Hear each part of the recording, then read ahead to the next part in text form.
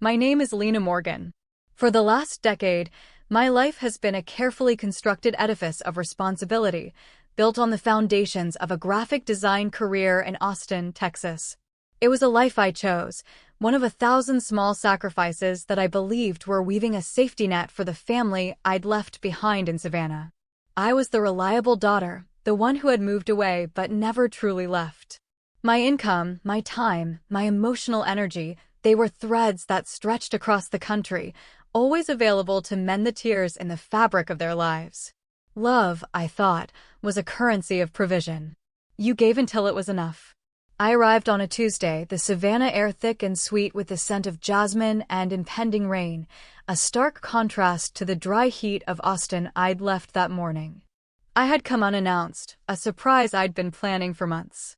But as the taxi wound its way through the familiar, oak-draped streets of the historic district, a quiet unease began to settle in my chest. The house, when we pulled up, was dark. Not just unoccupied, but hollow. No warm glow from the living room window, no welcoming wreath on the door. Just a profound, unsettling silence. My father, Arthur, was supposed to be here.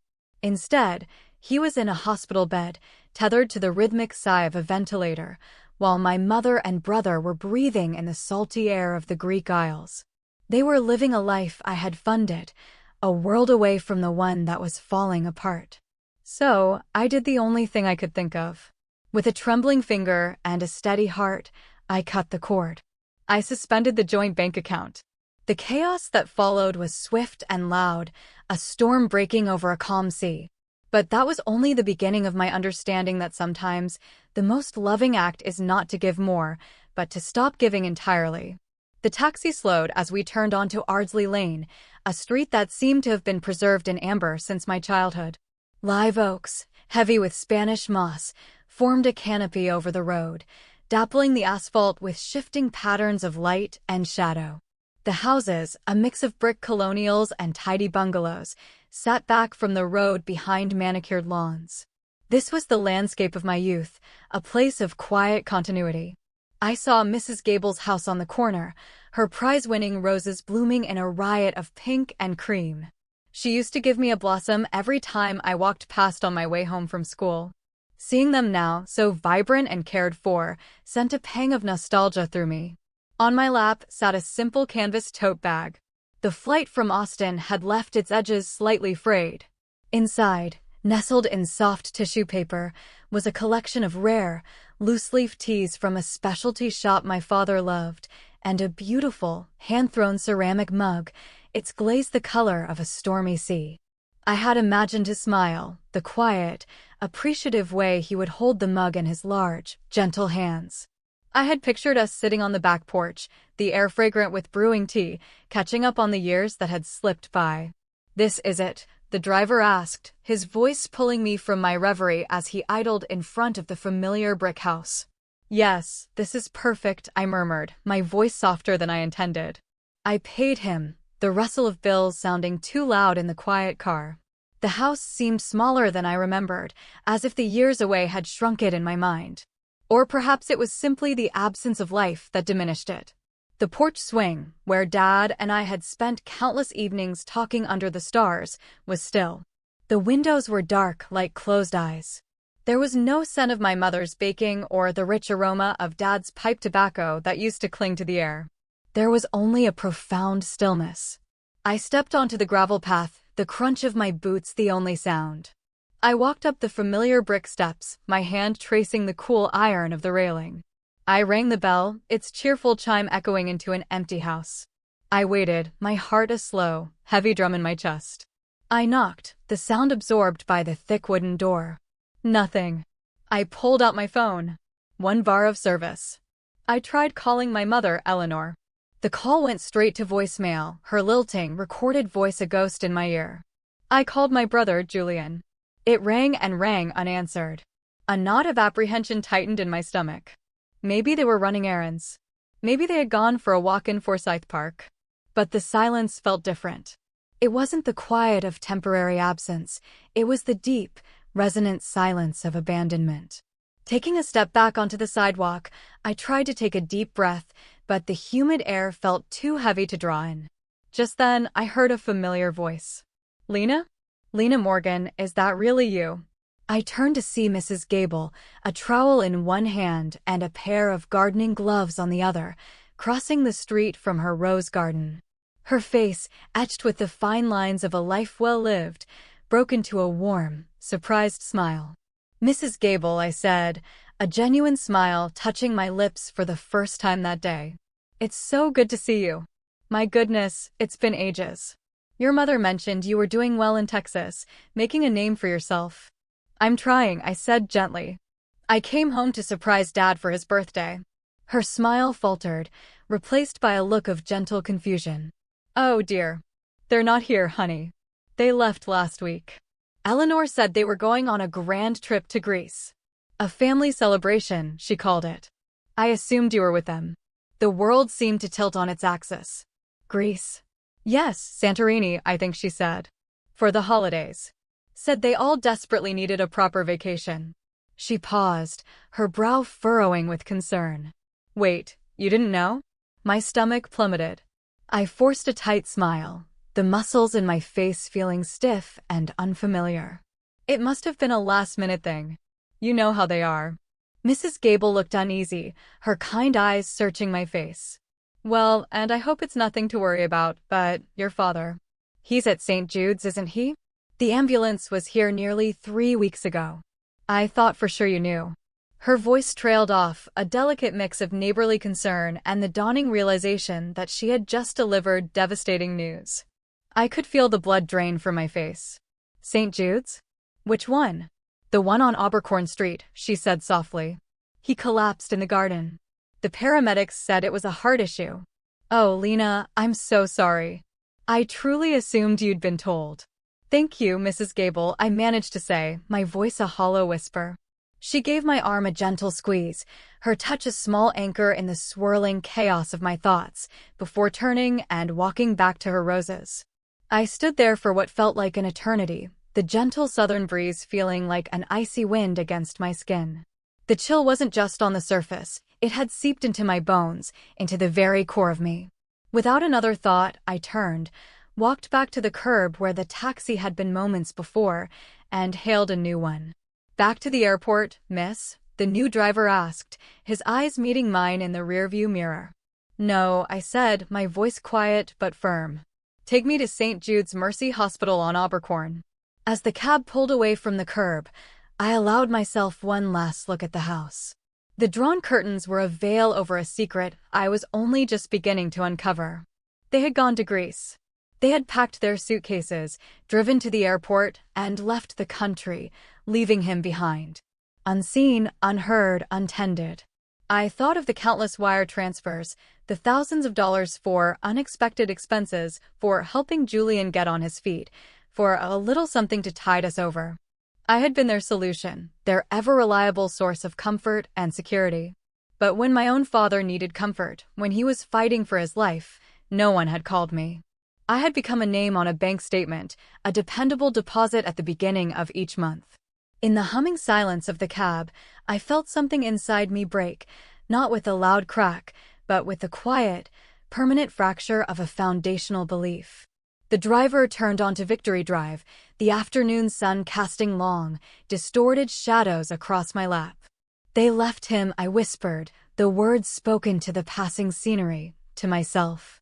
And for the first time, I knew I could no longer be the quiet, accommodating daughter they expected me to be. The ride to the hospital was a blur. The cab's air conditioner hummed, but it couldn't touch the chill that had settled deep within me.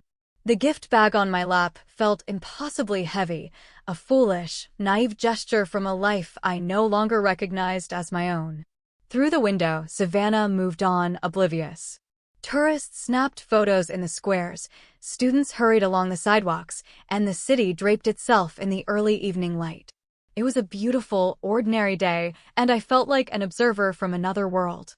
When we arrived at St. Jude's, I paid the driver, my movements slow and deliberate, and walked through the automatic glass doors into a world of polished linoleum and hushed anxiety. The air inside smelled of antiseptic and quiet worry. The fluorescent lights hummed with an indifferent glow. In the waiting area, people sat slumped in chairs, their faces etched with the weary patience of those who wait for news. It was a place where time stretched and warped, each minute an hour, each hour an eternity. I approached the information desk, my fingers clenching the strap of my bag. A nurse with kind, tired eyes looked up from her computer. "Hello, I'm looking for my father, Arthur Morgan. I was told he was admitted about 3 weeks ago." Her fingers flew across the keyboard. A small frown creased her brow. "He's in the intensive care unit. 4th floor." She paused, her gaze softening. "Are you his daughter?" "Yes, I am."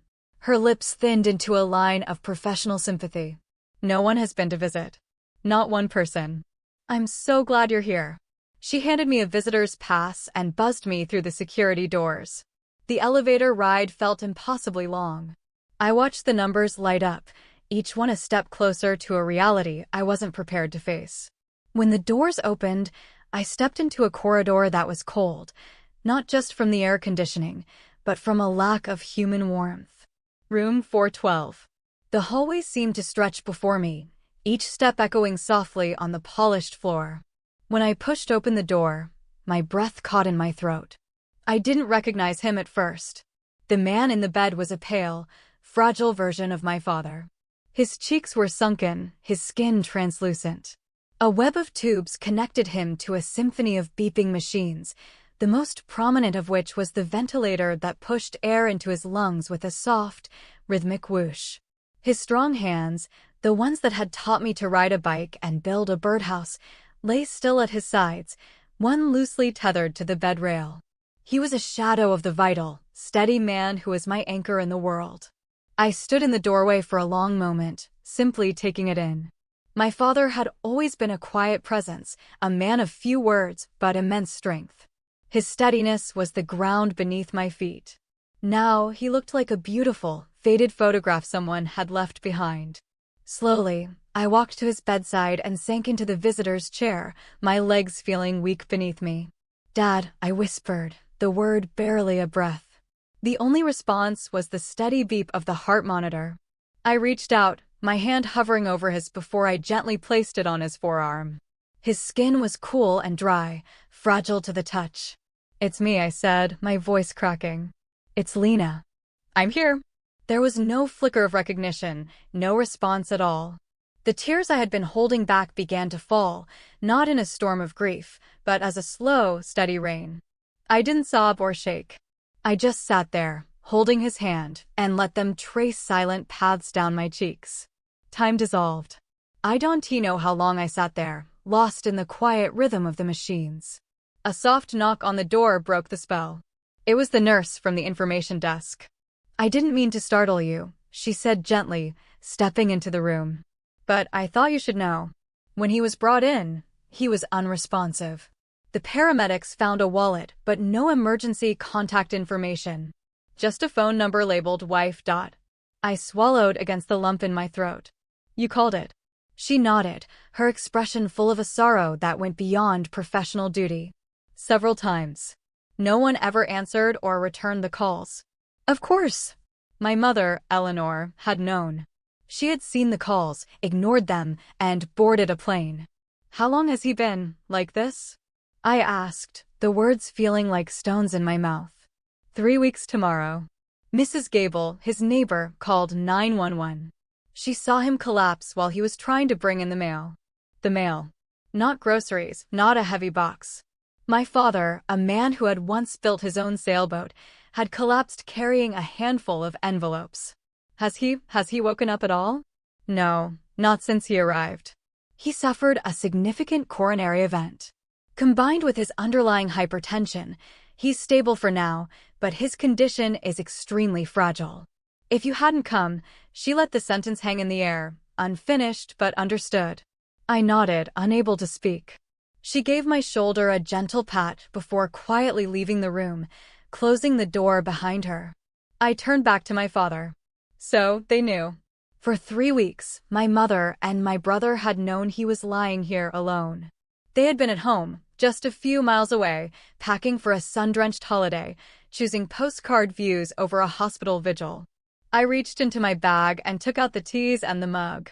I placed them on the small table by the window, their cheerful packaging looking garish and out of place in the sterile room. He didn't need gifts. He needed his family. He needed someone to hold his hand and tell him he wasn't forgotten. I looked at my phone. No missed calls. No messages. No one had even noticed I was gone from Austin, let alone that I had arrived in Savannah. My throat ached, not with sadness, but with a cold, hard clarity. They had made their choice. Now it was time to make mine. Night fell outside the hospital window. The shifts changed, a new set of quiet, confident nurses taking over. I didn't leave. I sat by his side, my hand on his, watching the steady rise and fall of his chest, a rhythm dictated by a machine. I stayed, not because I expected a miracle, but because he deserved to not be alone for one more minute. Sometime in the deep, quiet hours of the night, I leaned close to his ear and whispered, "I'm not leaving, Dad. I promise. You're not alone anymore." The first light of dawn was filtering through the blinds when I finally stirred. My back was stiff and my eyes felt raw, but I felt a strange sense of calm. I had kept my promise. When a new nurse came in for the morning checks, she gave me a small, knowing smile. "I'll be back with his morning medications," she whispered. I used the opportunity to find a restroom down the hall. I splashed cold water on my face, looking at my reflection in the mirror. I looked like a stranger. My eyes were puffy, my skin pale. But beneath the exhaustion, I saw something new, a glimmer of resolve. This was the version of me that had been dormant for too long, the one who was no longer willing to trade her own well-being for the comfort of others. Back in the room, the metronomic pulse of the machines continued. My father was unchanged. I took out my laptop, the quiet hum of its startup a small intrusion in the silence. I hesitated for only a moment before opening the video chat application and clicking on my mother's name. It connected almost instantly. The image that filled my screen was painfully beautiful. A whitewashed terrace, a brilliant blue sky, and the sparkling expanse of the Aegean Sea. Then, my mother's face came into view. She was wearing oversized sunglasses, a silk kaftan, and held a glass of what looked like champagne. The sound of distant, happy chatter filtered through. "Lena, darling," she said, her voice bright and a little surprised. "Is everything all right?" I just looked at her, the contrast between her world and mine so vast it felt like a physical blow. "Did you know?" I asked, my voice a low hum. She tilted her head, a small, confused smile playing on her lips. "Know what, sweetie? That Dad is in the hospital. That he's on life support." Her smile vanished. "Oh, that. He was being so dramatic about not wanting to come. You know your father. He always did have a flair for the theatrical. He collapsed, Mom. A neighbor called 911. He's been here for 3 weeks." She sighed, a sound of pure exasperation. "Lena, we needed a break. You have no idea the pressure I've been under, organizing everything, dealing with Julian's latest drama, keeping this family afloat." "I'm the one who has been keeping it afloat," I said, the words quiet but sharp. A flicker of annoyance crossed her face. "Mom, he could be dying. And you're on vacation." "I really don't think it's that serious," she said, taking a delicate sip of her drink. "He'll be fine.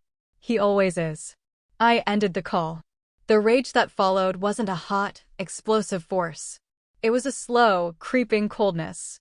I sat for a long time, just breathing, trying to calm the tremor in my hands. Then I sent a text to my brother, Julian. "Dad is in the ICU at St. Jude's. He's been here for 3 weeks.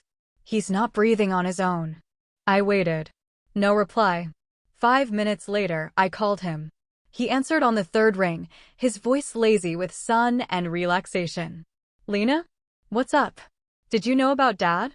There was a beat of silence. "Yeah, Mom mentioned it. Said he was being stubborn and didn't want to come with us.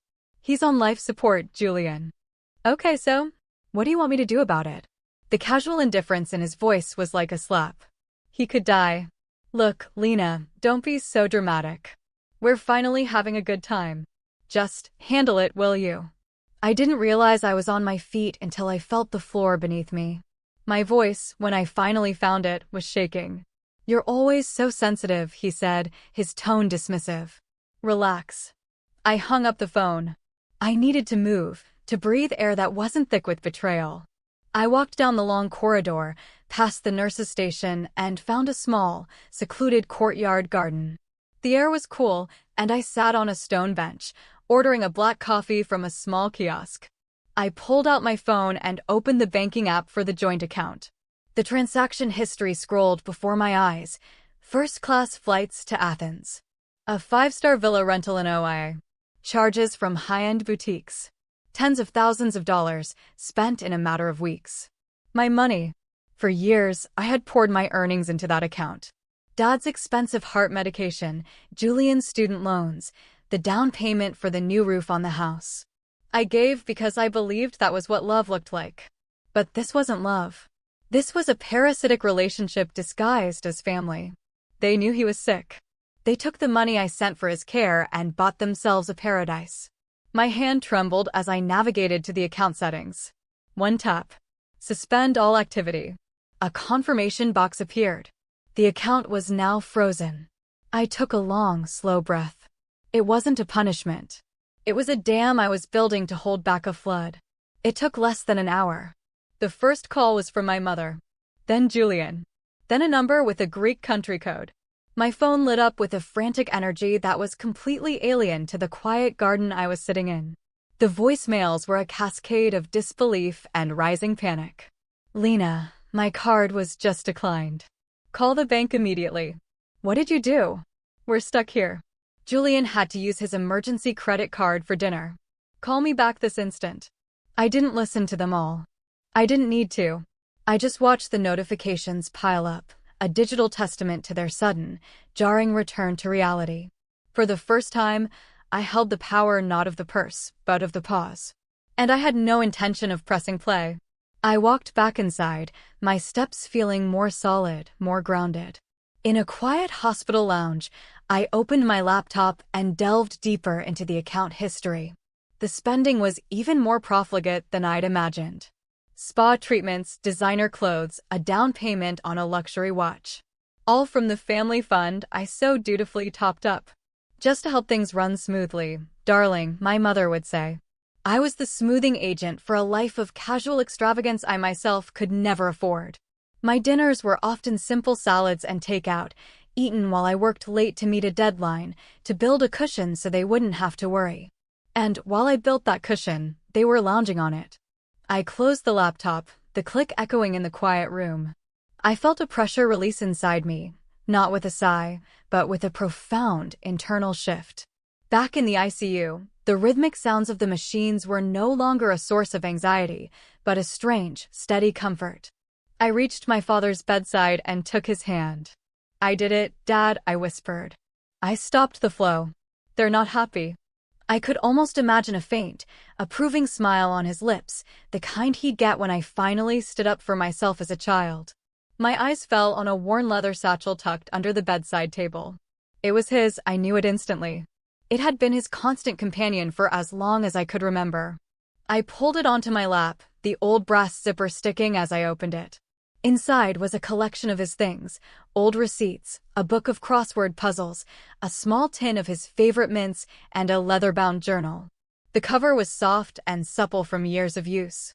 I opened it to a page near the end. His handwriting, usually so neat, was shaky and labored. He wrote about his garden, the weather, a book he was reading. And then I found it. A single, final entry, dated the day before he collapsed. The ink was pressed hard into the page, a testament to the effort it took to write. "If my sparrow returns to the nest," it read, "let her find it empty. She is clever. She will know where to look for the key." The rest of the page was empty. I sat there, the open journal in my hands, and read the words over and over. He knew. He knew they would leave. He knew they wouldn't tell me. And he trusted me to find my own way to the truth. It wasn't a premonition of abandonment. It was an act of faith in me. A quiet sob escaped me, one of profound love and sorrow. "Oh, Dad," I whispered, my throat tight. "You knew I'd come. You knew." The hospital lights cast a sterile glow as evening settled. My phone continued its silent, frantic buzzing on the table beside me. I ignored it. I walked out of the ICU and found a quiet corner in the family waiting area. I plugged in my phone and called the bank directly. Yes, I told the polite representative on the other end. I want to confirm that all access to the account is restricted to the primary account holder. That's me. Understood, Ms. Morgan. Only you can authorize any transactions from this point on. I hung up and was immediately greeted by a new voicemail notification from my mother. I listened to it, my heart steady. Lena, I don't know what kind of cruel game you're playing, but you are an ungrateful child. After everything I've done for you, your father would be ashamed of this behavior. You fix this. No. I listened to it twice. The indignation, the complete lack of remorse or concern for my father, was a weapon meant to wound me with guilt. But the words no longer had any power. The guilt had been replaced by a quiet, unshakable resolve. I walked back to my father's room, the echo of my mother's voice fading with every step. The night nurse was making her rounds, her presence a soft, comforting hum in the quiet ward. I stood by his bed, his hand in mine. They're trying to make this about them, I said softly. But it's not. It's about you. It's about your dignity. I opened my laptop again and composed an email to his longtime attorney, Mr. Alistair Finch, a kind, wise man I remembered from my childhood. I laid out the situation clearly and concisely, my father's condition, the family's absence, the financial discrepancies. I asked for his guidance. Before I hit send, I added one final line. They have treated his life as an inconvenience and his resources as their own. I will not allow that to continue. I leaned back in the chair, the only sounds the beeping of the monitor and the soft hum of the ventilator. My phone buzzed again. I didn't even look at it. I whispered to the quiet room, to my father, to the part of myself that was finally awake. You want to use guilt as your weapon, Mother? You'll find I'm no longer willing to be wounded by it. The next morning, an email from Mr. Finch was waiting for me. Lena, I am so sorry to hear of your father's condition. He visited my office 2 months ago and made some specific arrangements. He asked that I not act on them unless I heard from you directly. Please let me know when you are available for a secure video conference. 2 hours later, I sat in a small, borrowed office at the hospital, my laptop open. Mr. Finch's face appeared, his expression one of deep sympathy and professionalism. Lena, he began, your father was a very wise man. He anticipated a situation like this might arise. He shared his screen, and a notarized legal document filled my view. It was an amendment to my father's living will and power of attorney. In the event of my incapacitation, it stated clearly, I grant my daughter, Lena Morgan, full and sole authority over all my medical and financial affairs. My wife, Eleanor Morgan, and my son, Julian Morgan, are to be explicitly removed from any and all decision-making roles. Tears welled in my eyes. It wasn't about the power, it was about the trust. He had seen me, truly seen me, and he had protected me from a battle he knew I would have to fight.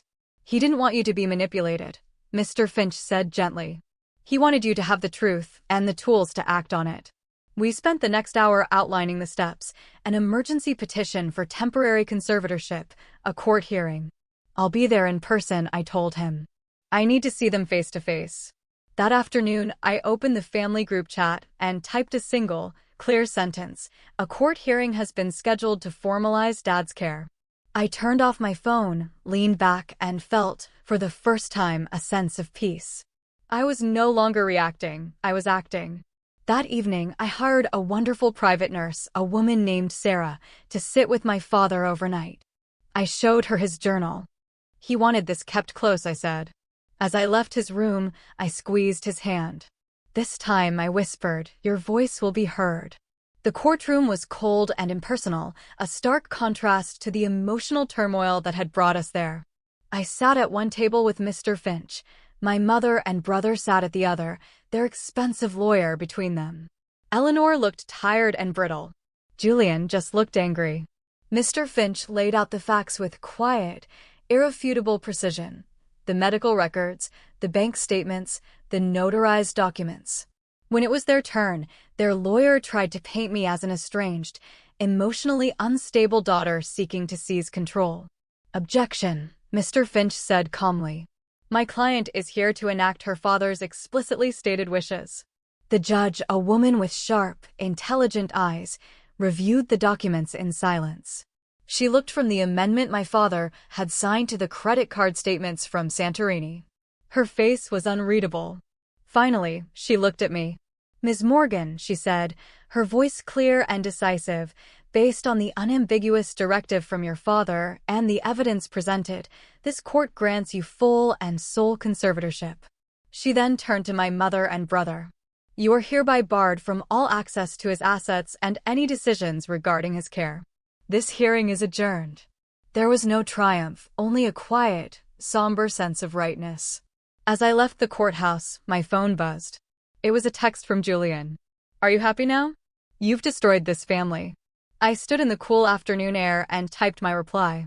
I am not responsible for a foundation that was already broken. 2 weeks later, my father passed away peacefully. He never regained consciousness, but he was not alone.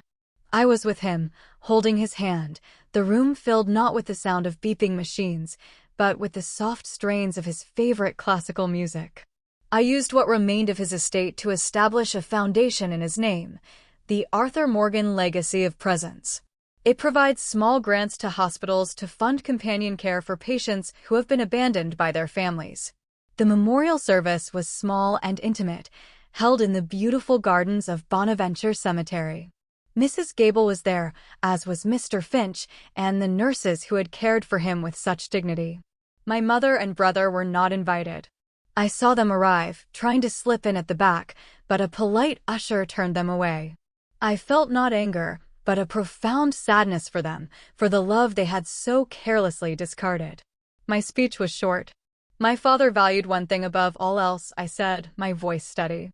Presence. The simple, profound act of showing up. This foundation is not about his absence, but a celebration of that simple, beautiful idea. Afterward, I tucked a small, handwritten note into the pocket of his favorite tweed jacket, which I had draped over a chair. I found the key, Dad. Thank you. A month later, a letter arrived at my apartment in Austin. The handwriting was my mother's. I opened it with a steady hand. Inside was a single sheet of paper with 2 sentences. I was wrong. I see that now. There was no apology, no excuse. Just a simple, stark admission. I didn't reply. I folded the note and slid it into the back of my father's journal. It was a bridge I wasn't ready to cross, but I was no longer interested in burning it, either. My life is quieter now, but fuller. I run the foundation from my small Austin office, my work a daily act of honoring my father's spirit. The grief is still there, a soft, low hum beneath the surface of my days, but it is no longer a source of pain. It is a reminder of a great love. On my desk, a small, framed photo of my father smiles out at me. And on the wall, I have a sticky note, in my own handwriting, a mantra I discovered in the crucible of loss: love with presence. Protect with courage, and know when it is time to let go. Family, I've learned, is not always about blood. It's about who holds your hand in the dark, who shows up when the world falls away, and who reminds you, through their own quiet strength, of the person you are meant to be.